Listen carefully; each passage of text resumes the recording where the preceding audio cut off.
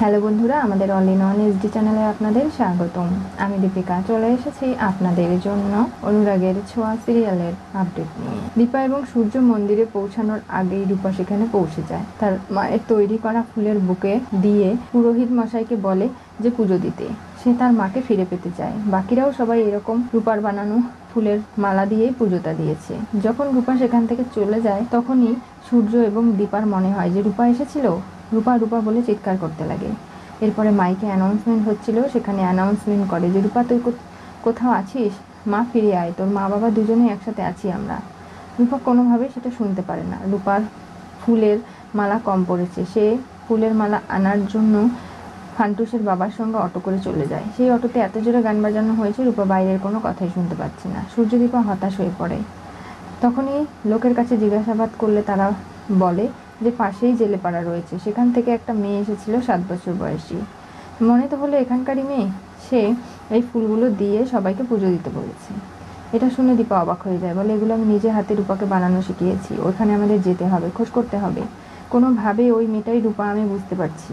আমিও একবার ওখানে গিয়েছিলাম, তবে রূপা নামের মেয়েটি আমার সামনে আসেনি। তখন আপনি জানার চেষ্টা করেননি, দেখতে চাননি কেন? কারণ আমি জানি যে আমি আমার রূপাকে ছেড়ে অন্য কাউকে দেখতে চাই না।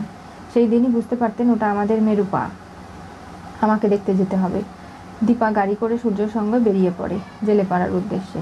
রূপা আবারও ফিরে আসে। তার মনে হয় তার মা কি এখানে এসেছিল, কেন জানি না মায়ের মতো মনে হচ্ছে তার আসার। রূপা সবাইকে আবারও বাকিদের ফুলের মালা দিয়ে দেয়, তারা পুজো করে। রূপাকে পাকা মেয়ে বলায় রেগে যায়, আর কখনো এই নামে আমাকে ডাকবে না। হিংসুকুটির কথা মনে পড়ে আর প্রচণ্ড রাগক্ষোভ তৈরি হয় তার মনের ভেতরে। অনুজা দীপাকেই দোষারোপ করছে।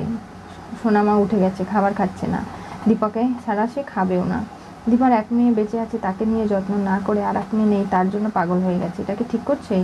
এগুলো নিয়ে নানাভাবে উর্মির সঙ্গে ঝগড়া ঝামেলা তৈরি হয়ে যায়।